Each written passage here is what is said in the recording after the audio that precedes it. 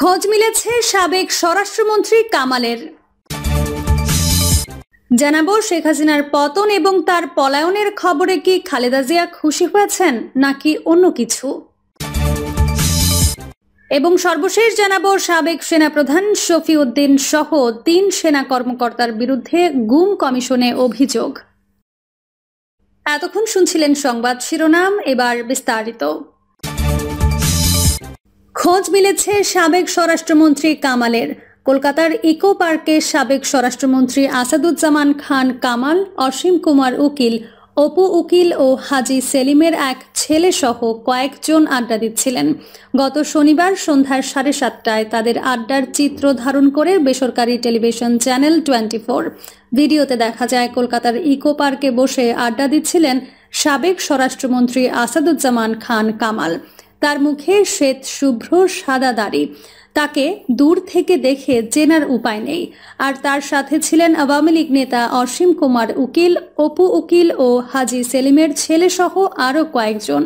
সূত্র জানায় রাতে সাধারণত কলকাতার স্থানীয়রা ইকো পার্কে আড্ডা দেওয়ার সুযোগ পায়, সাথে ডিনারেরও ব্যবস্থা ছিল। তাই হয়তো সেখানে সঙ্গীদের নিয়ে নিরাপদ ভেবে আড্ডা দিচ্ছিলেন সাবেক স্বরাষ্ট্রমন্ত্রী। তবে সেখানে বাংলাদেশি জড়ো হওয়ায় তাদের আড্ডা বেশিক্ষণ স্থায়ী হয়নি, দ্রুতই সটকে পড়েন তারা। তাদের আড্ডার ভিডিও করতে গেলে অপরিচিত কিছু মানুষ বাধা দেয়। উল্লেখ্য, 5 আগস্ট আওয়ামী লীগ সরকার পতনের আগ পর্যন্ত সাবেক স্বরাষ্ট্রমন্ত্রী আসাদুজ্জামান খান কামালের নির্দেশে সারা দেশে ছাত্র জনতার উপর নির্বিচারে গুলি চালানো হয়। শেখ হাসিনার পতন এবং তার পলায়নের খবরে কি খালেদা জিয়া খুশি হয়েছেন নাকি অন্য কিছু? জাতীয় কবি কাজী নজরুল ইসলাম তার নারী কবিতা লিখেছেন, যুগের ধর্ম এই, পীড়ন করিলে সেই পীড়ন এসে পীড়া দেবে তোমাকেই, অন্যেরে যত করিবে পীড়ন নিজে হবে তত ক্লিপ। কবিতার এই লাইন কটি মনে পড়ল 14 বছর আগের একটি ভিডিও ক্লিপ দেখে। মনে পড়ল সেদিনের কথা, যেদিন প্রায় 40 বছর ধরে বসবাস করা বাড়িটি 3 বারের নির্বাচিত প্রধানমন্ত্রী, বিএনপির চেয়ারপারসন এবং জাতীয় সংসদে তৎকালীন বিরোধী দলীয় নেতা খালেদা জিয়ার কাছ থেকে কেড়ে নেওয়া হয়েছিল। সেনানিবাসের সেই বাড়ি থেকে তাকে বের করে দেওয়া হয়েছিল অত্যন্ত রূঢ় ও অসম্মানজনকভাবে, যেটাকে কেউই ভালোভাবে নেননি। 13 নভেম্বর 2010 আগের দিনই লোকমুখে প্রচারিত হয়েছিল যে কোনো সময়ে খালেদা জিয়াকে তার বাড়ি থেকে উচ্ছেদ করা হবে। বাড়ির সংক্রান্ত মামলাটি তখনও পুরোপুরি নিষ্পত্তি হয়নি। আপিল বিভাগের রায় হওয়ার পরে খালেদা জিয়ার রিভিউ মামলা করার সুযোগ ছিল। তাই সবার মনেই বিশ্বাস ছিল সরকার অন্তত মামলার চূড়ান্ত রায় পর্যন্ত অপেক্ষা করবে, কিন্তু তা করা হয়নি। এমনকি ওই দিন সকালে প্রখ্যাত আইনজীবী ব্যারিস্টার রফিকুল হক তৎকালীন প্রধান বিচারপতি ABM খায়রুল হকের সঙ্গে বৈঠক শেষে সাংবাদিকদের বলেছিলেন খালেদা জিয়াকে উচ্ছেদ করা হবে না বলে তারা আশ্বস্ত হয়েছেন। অর্থাৎ বিচারপতি খায়রুল হক আশ্বাস দিয়েছিলেন, কিন্তু সেই আশ্বাস মিথ্যা প্রমাণিত হয়। দুপুরেই নিরাপত্তা বাহিনী বেগম খালেদা জিয়াকে বাড়ি থেকে বের করে দেওয়ার সমস্ত আয়োজন সম্পন্ন করে। বাড়িতে থাকা জিনিসপত্রের খুব সামান্যই তিনি নিয়ে আসতে পেরেছিলেন। একরকম জোর করে তাকে বাড়ি থেকে বের করে দেওয়া হয়। 40 বছরের স্মৃতি বিজড়িত বাড়ি থেকে প্রায় সর্বহারা হয়ে বেরিয়ে 3 বারের প্রধানমন্ত্রী ও জাতীয় সংসদে 2 বারের বিরোধী দলীয় নেতা গুলশানে তার রাজনৈতিক কার্যালয়ে ওঠেন। রাত কাটান তার ছোট ভাইয়ের বাসায়। সেদিন গুলশান কার্যালয়ে সাংবাদিকদের কাছে ঘটনার বর্ণনা দিতে গিয়ে কান্নায় ভেঙে পড়েছিলেন তিনি। কেউ কেউ ভেবেছিলেন তিনি বাড়ির জন্য কেঁদেছেন। এরকম মনে হওয়াটা অস্বাভাবিক নয়। আমি নিজেও বিস্মিত হয়েছিলাম ম্যাডামের কান্না দেখে, কেননা দীর্ঘদিন দূর এবং কাছ থেকে দেখে তাকে অত্যন্ত শক্ত মনের একজন মানুষ বলেই আমরা ধারণা করেছিলাম।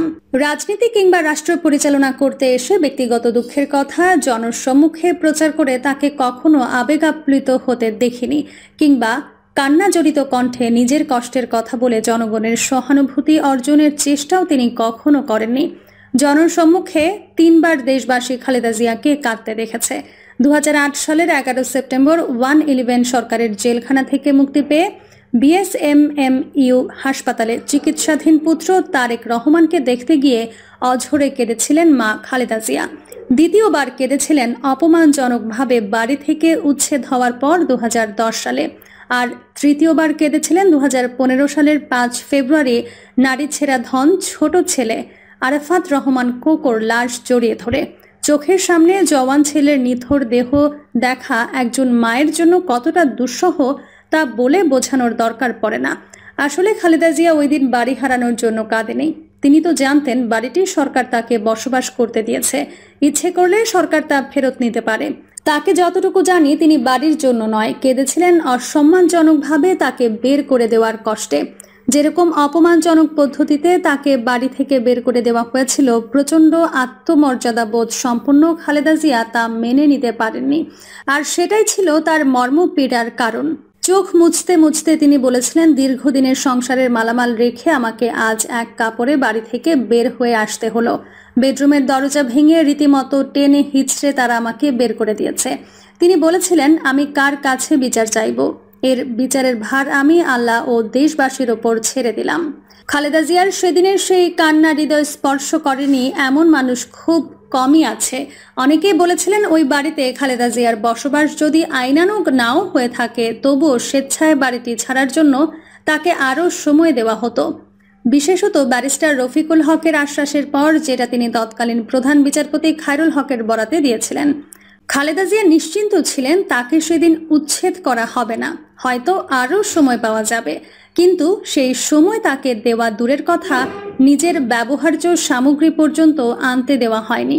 সেনা পরিবারের সদস্য হওয়া সত্ত্বেও সেদিন খালেদা জিয়া এতটুকু সম্মান সহানুভূতি পাননি ক্যান্টনমেন্ট বোর্ডের কাছ থেকে।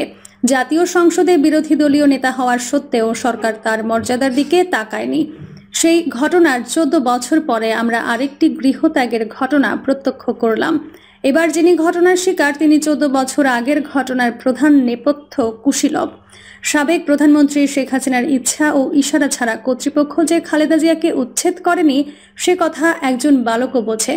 কিন্তু এবার শেখ হাসিনা তার চেয়েও অসম্মানজনকভাবে বাসভবন শুধু নয়, দেশ ত্যাগ করতে বাধ্য হয়েছেন।